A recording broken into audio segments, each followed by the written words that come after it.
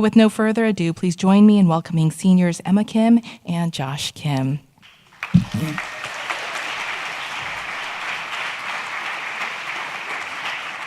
Good morning, I'm Emma Kim, and yes, I am finally a senior. As I stand before you today, the only thing I could think of is, I have one more semester to go. Yes. But even as I think about this, I have mixed feelings about it. On the one hand, I'm excited about what is to come, but I'm also profoundly aware of the fact that I wouldn't be who I am today without the experiences I've enjoyed for the last 11 years at Cambridge.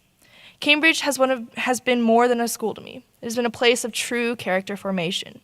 In addition to my family and to my church, which have been instrumental in me becoming who I am today, the Cambridge School, without a doubt, has been a vital place of growth and formation as a student, a young woman, and as a Christian.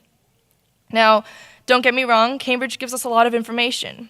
By my last count, after this semester, I will have had over 15,000 hours of education in over 120 different subjects. Now, if I did my math correctly, that's a lot of information. But more than all the hours and all the classes, Cambridge has taught me that I'm more than my GPA, my SAT score, and my college acceptance letters. Cambridge has shaped me, both body and soul, mind and spirit. It's more than the acquisition of knowledge, it's about the transformation of character. To quote my favorite head of school, quote, "It's about significance, not success. It's about making a good life and not making a living." So in the short time that I have left, let me share with you two specific things about the Cambridge School that have been so vital to my formation. First, my teachers. When I first started attending Cambridge in the second grade, I thought that all schools were the same. Teachers teach and students learn. But what I didn't expect was that my teachers were much more than this. First of all, it can be stated that the teachers did teach. In fact, they taught me a lot. From mummifying chickens to learning the difference between syntagmatic and paradigmatic relationships in linguistics. We're still working on the last one. But the teachers here are more than just endless fountains of information. For sure, they are some of the smartest people I know, but they are also some of the most generous. Not only have they guided me in becoming a scholar, which simply means learner, but they have also helped me to become a better person.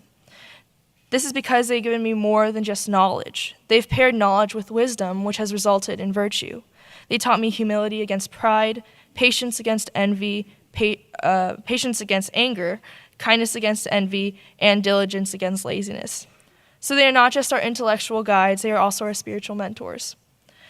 As my Asian parents will probably have a little shame in admitting, I am not very strong in math or science. It's true. When I started to perform poorly in my science classes, for example, I felt like giving up. I found myself starting to show lack of motivation and passion to study. But what's amazing about Cambridge is that literally every single science teacher I've had throughout the years not only took their time to help me understand the concepts, but they also helped me to know the important connections between my attitude and my performance within the class. As they modeled excitement, passion, and a don't give up attitude, I began to sense a change in my heart, which led to a change in my motivation, which led to better results in the class. I learned that whatever challenge or obstacle may emerge in life, I can face them head on, not lose heart, and do my best with the tools that this education has provided for me. I may not always have succeeded at first, but when I connected my head, my heart, and my hands, I gave myself a fighting chance. What's amazing is that when you love what you learn and you put in the right effort, you somehow get good results. It's pretty magical. The second thing that the Cambridge School has helped for me is in the unique student community. I was one of the original 4 prefects to lead something new for our school community, a student government. Like Gryffindor and Hufflepuff, there are 4 distinct houses at our school that are led by prefects, who are student leaders who are chosen by the faculty in the upper school. With the oversight of one of our teachers who serves as our house master, I've been able to serve in a variety of leadership roles, from helping plan special events to mentoring younger students.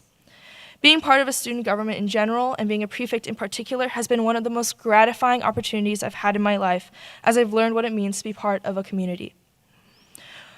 I have seen the importance of community in shaping my faith, especially in the understanding and living out of grace. I'm one of the leaders in the Maratha House, which is named after Olympia Maratha, a 16th century biblical scholar that exemplifies our school's Christian mission and values. I see all you red ties out there represent.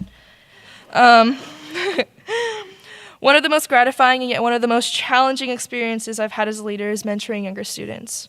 Being one of the oldest students at the school, I have always been encouraged to help younger students in my house. This took many different forms, from delegating committee work to establishing accountability in relationships. This has given me the privilege to listen to the struggles and to do my best to help these students. Excuse me. Through these interactions, I have been able to see the tangible evidences of God's grace in them and in me. I have seen friends struggle, working hard to only fail and fall. I myself experienced countless of challenges and conflicts. But all this has reminded me not only how much we need God's grace, but how much we need the grace of having others in our lives to help us.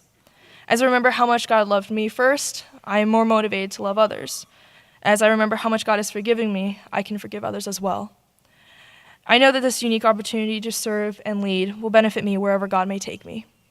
So in conclusion, whether I'm receiving grace from my teachers or giving grace to my fellow students, I will always cherish my time at Cambridge. Both of these examples barely scratch the surface when it comes to explaining the entirety of my educational experience here. So as my time comes to an end, I remember a few things. I remember this journey as one of the best decades of my life. That no matter where I go, no matter what I do, no matter how many people I meet, Cambridge has been instrumental in shaping and preparing me to be the best person I can be wherever that may be. I may not have all the answers, but Cambridge, through its teachers and its students, have given me the personal and spiritual tools I need to both honor God and love my neighbor. One more semester to go. Thank you.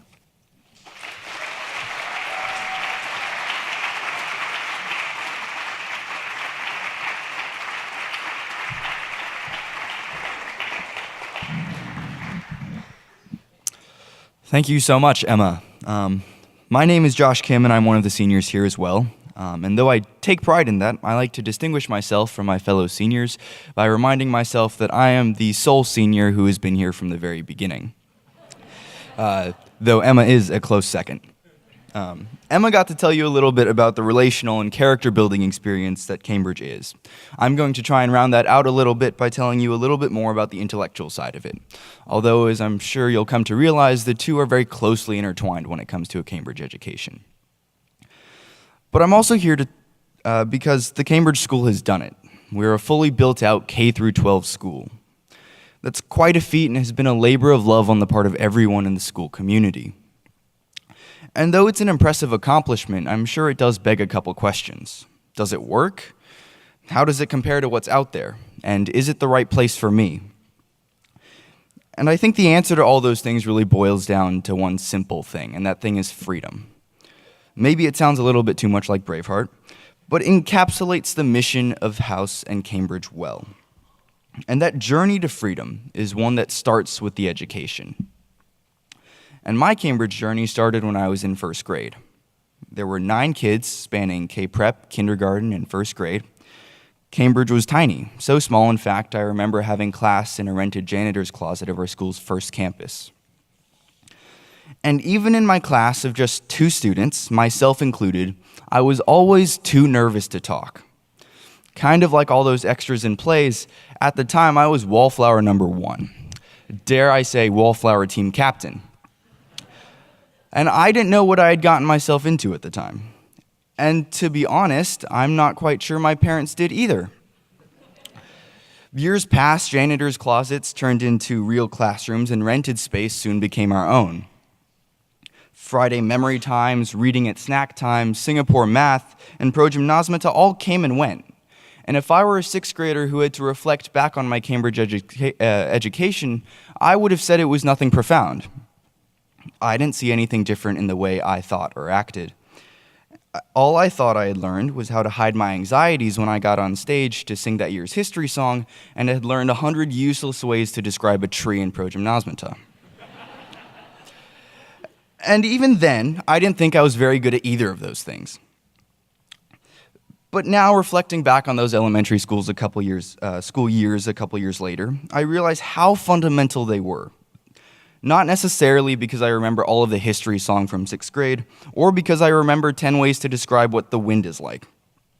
I think there were 2 fundamental things that came out of my grammar school experience: the attitude I had towards learning, and the skills of learning themselves. Students at Cambridge learn how to love what they learn. We might call the chants, songs, and feast days trivial, But those are the things that make the education tangible. And that ability to experience what you learn is what makes it exciting. More than just making things fun, the grammar school helps us begin to see the beauty and wonder in the things that we do. And however ambiguous that shift in attitude might seem, I think it's that shift that makes all the difference in the educational experience. As I got into logic and rhetoric school, I realized that tree descriptions weren't just for describing trees.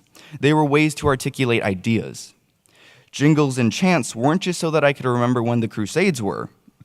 They were so that I could have information from which I could create my own ideas and opinions. Memory time wasn't just so that my parents could take videos of me to save for later. It taught us how to stay calm in front of audiences and how to speak eloquently. And it is when those skills we're introduced to meet the attitude of genuine wonder that we have something special. We have a Cambridge student in the making. The rest of the Cambridge experience builds on these things. The fundamentals of remembering information are honed by learning how to structure and analyze that information in a coherent way. Through logic and rhetoric, we learn how to turn facts into arguments, how to turn opinions into carefully constructed thoughts. And this comes through a curriculum that is intentionally integrated. Whether it be chemistry or history, the intention of the Cambridge education is to teach students how to learn. With such a broad base, students have to learn more than just the content of the subject. They have to learn how to learn a variety of subjects. And that gives them the freedom to explore what they want, because they've learned how to pursue and how to learn those things. Now, that might seem a little bit paradoxical. How can this be so in a world of technical specialists? But I think it's exactly because we live in a world of technical specialists that this can be true. Because the best specialists are the ones who can think outside the box. And those are the ones who know more than just what their field tells them they need to know. Integration across subjects, the push to always be answering and asking critical questions, and articulating new ideas. That is what comes in the rhetoric stage at the Cambridge School. But the most fascinating part of the rhetoric stage is the development of students' attitude towards learning.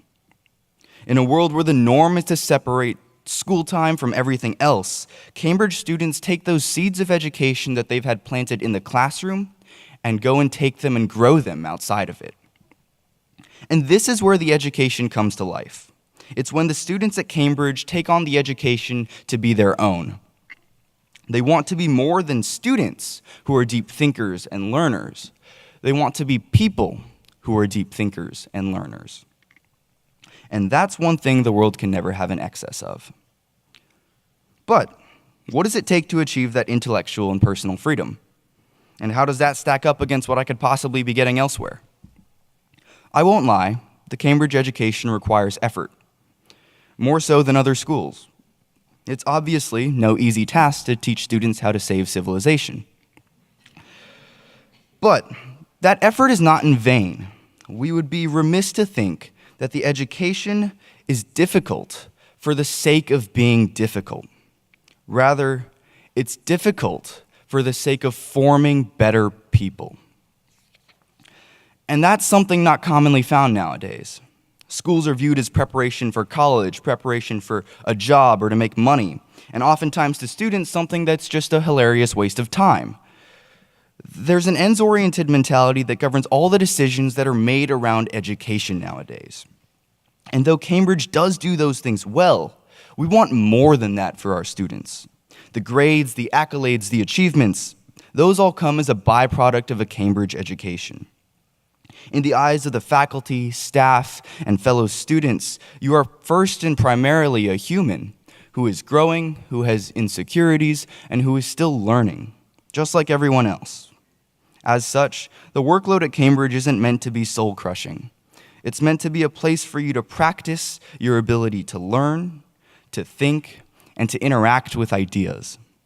It's the quality of the work that we do here that matters.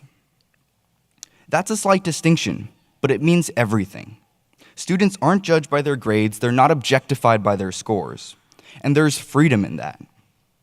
They're challenged to approach their work as a way to grow in virtue, in diligence, in fortitude, and a whole host of others. That said, a Cambridge education is a place for any student who wants to learn and grow. The curriculum here isn't some kind of strict formula. There is freedom to do what you want with the education, to apply yourself to whatever degree you want. That's part of owning the educational experience. Cambridge students come in a variety of shapes and sizes, and they can still all be successful Cambridge students because, at the end of the day, we want students who are free to think well, love rightly, and live wisely. And as a nearly complete product of that education, I can say those are things that I have experienced firsthand. Not only has it made my experience of life much richer, cliche as that statement might be, but it's been recognized by those outside myself who see a Cambridge education as something worth having for how it forms students to be thoughtful, intelligent, and virtuous citizens. I have my Cambridge experience to thank for my growth from Wallflower team captain to the person in front of you today. To conclude, to my parents and to my fellow students, the journey to the other side of the mountain may seem long and arduous, and yes, it is. But Emma and I are here today to tell you that the view of the other side is stunning, and that it's well worth the journey. And I sincerely hope and pray that it will be for all you too. Thank you.